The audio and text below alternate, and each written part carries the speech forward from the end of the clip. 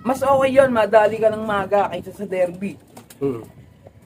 Nagtotos-tos pa lang kami noon, road training, nadali na ako noon. So, ginamot ko nga sila. Ibigay ko, kampiyon, turbo flocks.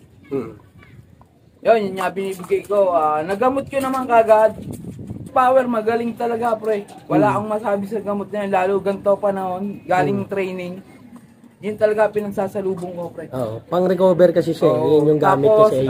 yung libo ni kampiyon, ang ganda sa mga young bird. Yun.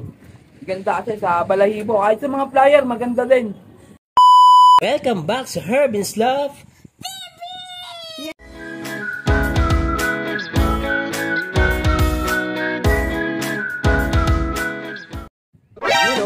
Welcome back mga kabi sa Herbin's Love TV.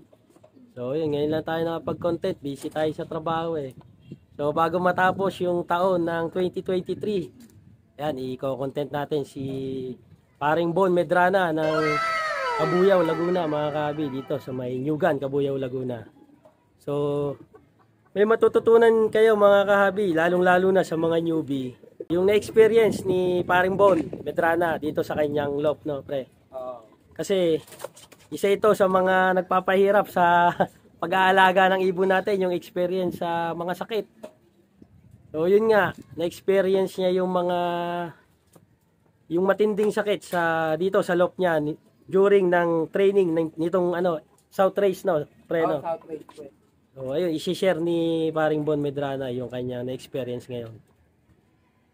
Bali malaking dagok nga yung nangyari sa mga South Warriors namin dito. Charot yung yung partner ko, Michael Angelo Aban. Yun, Enjoy dyan sa Baguio, pare. Ganun nga nangyari. Buti, naka-advance training ako. Tapos, unang beses na madali ako, hindi pa rin ako nagsasampa sa track. Pero, mas okay yun, madali ka ng maga kaysa sa derby. Nagtotos-tos pa lang kami noon, road training, nadali na ako noon. So, ginamot ko nga sila. Siyempre, pag naggamot ka, tatapusin mo yung 7 days sa antibiotics. Siyempre, binibigay ko, kampiyon, turbo flocks. Yun nga binibigay ko. Nagamot ko naman kagad. Tapos, nung nakita ko okay na yung ipot nila, siyempre, nilinis ka lagi ng loob para mawala yung amoy. Sumampa na ako ng truck. Then, na-smash kami. Sumampa ako ng kabag sa SSRP. Shoutout sa'yo, Paring Raymond Resare. Mr. President. Sumampa ako, kabag lap. Nadali kami ng smash. Nakauwi naman yung mga ibon. Ang problema, meron akong isa, hindi nakauwi. Kinabukasan mo siya yung may dala. Nadali na naman ako ng adeno. Ang last toss ng mga to, Agdangan, Quezon. Kaya sabi ko, okay lang maiwan ng kahit almost 60 kilometers, kaya ko pang habulin. Nadali na naman. So, di malungkot na naman ako kasi nadali na naman sila. Baka pag nagkaroon ng overallan sa Andena, baka overall champion tayo doon, mga kalapatid. Kasi 2 times ako nadali. Tapos noon, ginamot ko ulit sila. Kasi nung tinamaan ako, nung second time, parang bahagya ng umepekto yung binibigay ko. Ayoko naman magdagdag kasi iniisip ko pa rin yung respiratory nung mga alaga ko. Tapos, liver. Tsaka yung liver. Tapos, ang ginagawa ko na lang, tinapos ko naman yung straight 7 days. Umukay naman yung ipot nila, umukay uli. Tapos, pinahinga ko muna sila. Tapos, syempre, yung ibang sistema natin, kasi nagbabasag ng ipot lagi talaga pag adeno. Tapos, umukay na sila. 2 times adeno, survivor na sila. Sabi ko, kung sino na lang yung matitira, sila na lang talaga yung mailalaro. Siyempre, bilang puncher ka, part of the game talaga yung ganon na pangyayari sa sa mga pag-aalaga natin ng hayop, ng mga ibon. Wala tayong magagawa doon, walang may gusto nun. Kasi pag nagkarga sa truck, sama-sama na yan. Hindi natin masabi sa sobrang dami din ng mga puncher dito na nakasama. Partida, bakunado pa yung ibon ko, tapos may booster pa yan. Ayun, isa pa yun. Pag tatamaan ka talaga, tatamaan ka. Wala kang magagawa. Hindi naman tayo ganun kapabaya sa loob na marumi. Hindi naman tayo ganun. Lagi naman tayong malinis. Kasi makikita nyo naman sa reels ko. Tapos then, umokay sila. Nadali na naman ako. Karga ako ng agdangan. Yung lastos ko. Nadali na naman ako, mga alapatid. Kaso ang ginawa ko na napasin ko yung binibigay ko na gamot na effective nung binigay ko nung una, pangalawa. Yung Turboflox yun, pre. Turboflox pala yun. Yung gamit ko mula nung una hanggang sa matapos. Bahagya na siyang may epekto. Parang na-immune na. So, ang ginawa ko na lang, wala, part of the game. Pag may nakita akong may tinamaan, may sintomas, kinakal ko na. Wala akong magagawa. Anyan, dami kong ring. Pang-stock na lang, kaya pang-all bird sa next race. Tapos, mayroon pang mga tinatama na going light. Pag hindi mo ginamot, diretso PMB. Ganong katindi ngayon yung sakit ng mga ibon natin, mga alapatids. Kaya,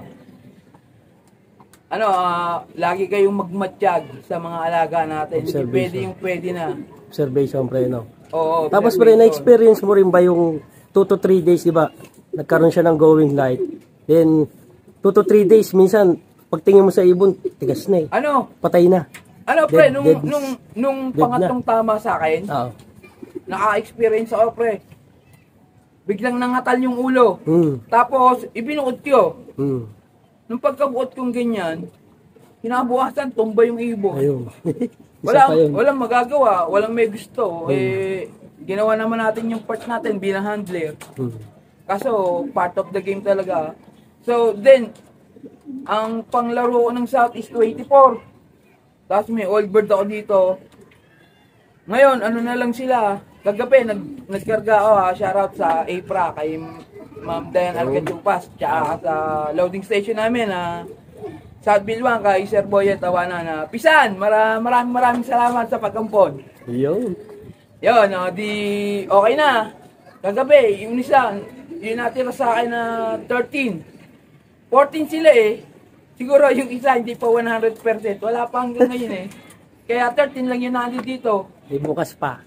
May bukas pa. Santino muna tayo mga kalapati. May bukas pa. Yun naman ang mga mota natin eh. Pag wala ngayon, di may bukas pa, di ba? So yun nga. Kaya nagpapasalamat din ako dun sa Turboflox. Siyempre, napapanood natin na natutunan natin kung paano gamitin. Shoutout kay Sir Reggie. Shoutout sa kampiyon. Shoutout pala sa kampiyon. Ambassador ng kampiyon. Sir Reggie Cruz. Tsaka sa kaibigan ko. Kay Lokban Wheat. Kay Master Pogi. Mamakayaw ka na ng Islander. Hanggang January 1 na lang yung tindahan ng Islander. Close na. So, yun nga mga alpatids. Hanggat maaaring kayang iwasan, kaso hindi natin masasabi. Pag talaga tatamaan ng ibon, tatamaan. Kasi, pag ang ibon naman natin kinarga natin sa truck, hindi na natin alam kung ano yung ginagawa nila. Pag inalpasan sa truck, sila na rin yung gumagawa ng kapalaran nila. Hindi rin natin alam kung nabababa sila o whatsoever, gano'n. Kaya, kung sino na lang matitira, yun na lang yung ilalaro ko. Yung pre, yung nabanggit mo sa akin, nag-try ka rin ng rest power, di ba? Yung rest power, magaling talaga, pre. Wala akong masabi sa gamot na yun, lalo ganito panahon, galing training. Yun talaga pinagsasalubong ko, pre.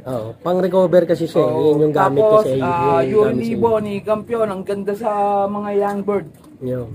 Ganda kasi sa balahibo. Kahit sa mga flyer, maganda din. Na-try ko nga yung pre, tikman.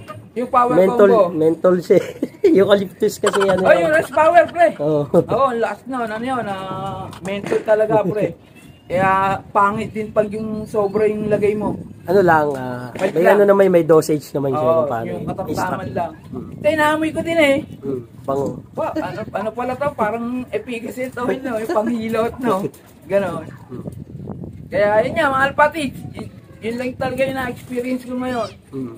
Nakita nyo naman din sa reels ko dati, ang dami kong pangsahod, pinalilipad ko. Ngayon, konti na lang sila, 30 na lang. Yun. Medyo tipid, bawas pamasahe sa training. Yun. Kaya, hanggat maaari, gawin na lang natin yung part natin bilang handler. Kung tatamaan sila, wala tayong magagawa, gagamutin, siyempre. Yun. Kasi yun na lang yung matitira, yun na lang yung ilalaro namin ngayon. Yeah. Bawi na lang next season, ganun lang naman tayo, mga alapatids eh. Huwag tayo susuko, laban lang ng laban. Makakamit din yan, mga alapatids. Thank you very much sa pag-share ng experience mo dito sa mga alaga mong mga kalapate at dun sa paggamit ng Kampiyon products. Pre, the best Kampiyon product. I-share ko rin, pre, sa mga viewers natin, sa mga kabi natin, yung dalawang product ng Kampiyon, yung Turbo Flux, saka yung Phoenix. Phoenix. So, ayun, mga kabi, yung Turbo Flux kasi, mga kabi, ang gamit niya talaga is, pinipigilan niyang dumami yung virus dun sa katawan ng ibon. Yun yung gamot na yon na Turbo Flux. Maganda then maganda silang pan-lower. Then yung Phoenix, yun naman yung mismong pumapatay ng virus dun sa katawan ng ibon. So, ang medication talaga, mga kabi, ng paggagamot sa mga ibon, kahit saan namang hayop, is 5 or to 7 days ang paggagamot. So, yun lang. AM, PM, yung ginawa ko dun sa mga ibon ko naka-recover din. Tatapusin talaga yung 7 oral na, dinadrops ko na lang sa bunganga ng ibon. So, may naka-recover naman sa akin din. So, swerte pa rin. Dun sa pang-south, saka pang-summer. Pero, 3 na lang yung natira sa pang-south ko. Wala, ganun talaga eh. Wala pre. Yung sa pang-summer, 3 yung nawala sa akin. Hindi man natin ginto. 3 o 4 yun. So, ganun talaga. Pre, pag tatamaan ka talaga, tatamaan. Yeah. Kaso, siyempre, part of the game nga, sabi ko. Kasama yan sa pag-iibon. Maraming salamat, pre, sa pag-share. Happy New Year na lang at sana marami tayong makamit na panalo sa 2024 sa pagkakarera natin ng ibon. Enjoy the hobby! Keep safe and God bless! Bye-bye! Mga ka-hobby, please subscribe! Like and share! Harvest Love TV! Yay! Mga kalapatid, supportahan po natin ang YouTube channel ni Hervin's Loft TV. Search nyo lang po sa YouTube, Hervin's Loft TV. Yan, happy flying sa'yo, kapatid. Ingat lagi. Mwah!